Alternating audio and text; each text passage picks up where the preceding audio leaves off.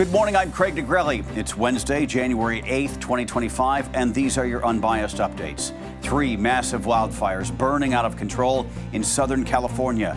Thousands of homes at risk. How the winds are whipping the flames, causing an incredible amount of damage in a short amount of time. And the forecast for later today. Also, President-elect Trump speaks on his plans of acquiring Greenland, as well as the Panama Canal, and bringing in Canada as the 51st state. We have reaction from around the world. From the Straight Arrow News Studio, bringing the stories that matter to you from across the United States and around the world, these are today's Unbiased Updates. We begin with the latest from Southern California, where the images are stunning. 3 separate wildfires are burning in the Los Angeles area with no end in sight as strong winds are fueling the flames.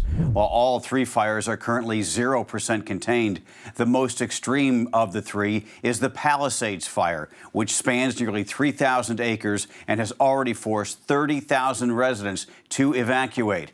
Cities surrounding Pacific Palisades have issued evacuation orders, including Malibu, which is to the west of the fire. Officials there have told all residents to prepare to leave their homes, whether they're under evacuation orders or not, since the inferno is moving so quickly. The neighboring city of Santa Monica issued an evacuation order for the northern part of the city and closed the area to the public, warning of an immediate threat to life. Even as thousands of firefighters battle the out-of-control flames, authorities are working to figure out the cause. A second wildfire, dubbed the Eaton Fire, is burning near Pasadena. A city spokeswoman says it has created its own firestorm with flying embers igniting at least a dozen other burners called spot fires. So far, the Eaton Fire has consumed about 1,000 acres. It engulfed homes and forced more than 100 people to evacuate from a nursing home, some in wheelchairs and on gurneys. A federal disaster declaration is now in effect for the Eaton Fire. And finally, crews are battling the Hearst Fire. That's burning about 100 acres in the San Fernando Valley, which is in the northern part of Los Angeles County, prompting evacuation orders there as well. School is canceled today in 19 districts across Los Angeles County, and more than 200,000 people are without access to power, either because of the powerful Santa Ana winds or because a utility provider turned off their electricity to prevent additional fires. The forecast calls for the winds to continue for days, producing gusts that could top 100 miles an hour in the mountains and foothills, including in the areas that have not received any rain in months. The Biden administration has now asked a federal appeals court to block a plea agreement for accused 9/11 mastermind Khalid Sheikh Mohammed. The controversial deal would spare Mohammed from the death penalty for his role in planning the terror attacks on the World Trade Center and Pentagon on September 11, 2001 that rocked the entire country. In court filings on Tuesday, the Justice Department argued the government would be irreparably harmed if the guilty pleas were accepted for Mohammed and 2 co-defendants in the September 11th attacks. It said the government would be denied a chance for a public trial and the opportunity to, quote, seek capital punishment against 3 men charged with a heinous act of mass murder that caused the death of thousands of people and shocked the nation and the world, end quote. The Defense Department negotiated and approved the plea deal, but later revoked it.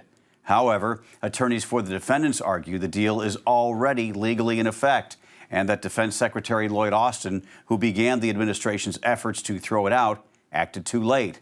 Mohammed is set to enter his guilty plea on Friday if the appeal is not granted. His co-defendants, accused of lesser roles on 9/11, are due to enter theirs next week. In Washington, the body of former President Jimmy Carter is lying in state at the Capitol this morning following a ceremony where members of Congress, the U.S. Supreme Court, and other guests paid their respects. The 39th president died last week at the age of 100. Carter's body had been lying in repose since Saturday at the Carter Presidential Center in Atlanta before being moved Tuesday morning to D.C. Vice President Kamala Harris and House Speaker Mike Johnson each gave a eulogy during the ceremony at the Capitol. We all know that his care for humanity didn't stop at building homes. In the face of illness, President Jimmy Carter brought life-saving medicine. In the face of conflict, he brokered peace. In the face of discrimination, he reminded us that we are all made in the image of God. And if you were to ask him why he did it all, he would likely point to his faith. James Earl Carter Jr. loved our country. He lived his faith. He served the people. And he left the world better than he found it. Carter's body will lie in state through Thursday morning and then be taken to the National Cathedral for a state funeral, where President Biden will deliver a eulogy. In a wide-ranging press conference from Mar-a-Lago on Tuesday, President-elect Donald Trump touched on a bunch of topics, including a $20 billion foreign investment to build data centers in the United States. Also, his plans to revoke President Biden's recent ban on offshore oil and natural gas drilling, and expansion strategies for the United States. Donald Trump repeated his goals of acquiring the Panama Canal, which has been under Panama's sole control since 1999, and Greenland, a territory of Denmark. Trump's son, Donald Trump Jr., is leading an American delegation that is currently in Greenland, though the country's prime minister says Don Jr. is there as a private individual. A reporter asked the president-elect if he can assure that he would not use any military force to take control of either the Panama Canal or Greenland. Trump responded. I can't assure you, you're talking about Panama and Greenland. No, I can't assure you on either of those two. But I can say this. We need them for economic security. The Panama Canal was built for our military. I'm not going to commit to that now. It might be that you'll have to do something. In response to those remarks, the Prime Minister of Denmark called the United States its country's closest ally and did not believe the U.S. would use force to secure Greenland, while Panama's foreign minister repeated earlier comments from the country's president that the sovereignty of the Panama Canal is not negotiable. Donald Trump also said he is looking to turn Canada into the 51st state, but in this case would not use military force to do so. Economic force. Because Canada and the United States, that would really be something. You get rid of that artificially drawn line, and you take a look at what that looks like, and it would also be much better for national security. Don't forget, we basically protect Canada.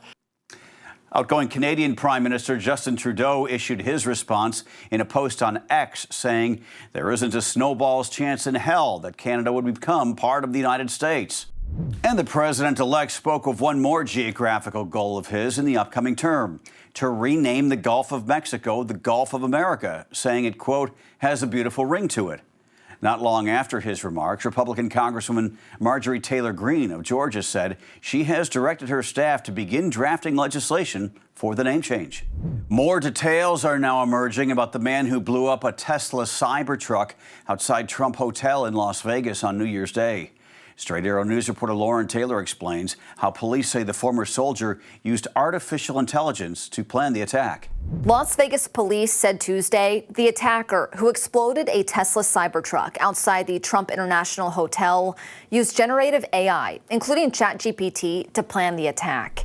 An investigation into 37-year-old former soldier Matthew Livelsberger found his search history on generative AI platform ChatGPT included questions about firearms and explosives. Authorities said Livelsberger looked for information on explosive targets, ammunition speed, and whether fireworks were legal in Arizona.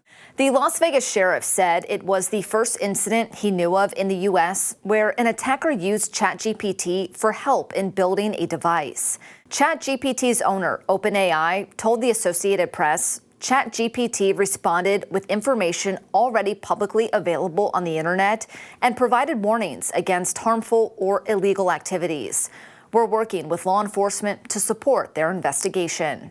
Authorities said Livelsberger considered carrying out an attack on the skywalk at the Grand Canyon in Arizona. He also left notes detailing his motivation. According to investigators, Livelsberger said he felt a burden taking lives as a service member and warned that the U.S. was heading for collapse and urged the country to rally around President-elect Donald Trump and Tesla CEO Elon Musk. Our Lauren Taylor reporting. You can find more on the investigation into the Cybertruck explosion on our website, san.com, and the Straight Arrow News app. Finally this morning, we end on what some might call a bittersweet note. Girl Scout cookie season has kicked off. The annual tradition is meant to teach young girls about entrepreneurial skills through selling boxes of cookies. Lots and lots of boxes, as you know. Everyone has a favorite, of course, but if yours is Girl Scout s'mores or Toast J cookies, well, we have some bad news. The Girl Scouts are retiring those two flavors later this year. The organization, however, says that discontinuing those two might lead to something new and delicious. And you could say that's the way the cookie crumbles. By the way, my favorite are the peanut butter patties. Just take some real peanut butter, slap it on top, and you've got a great snack that'll cover you for hours. Those are your Unbiased Updates for this Wednesday. We'll see you back here tomorrow. For all of us here at Straight Arrow News, I'm Craig DeGrelli. Have a great day.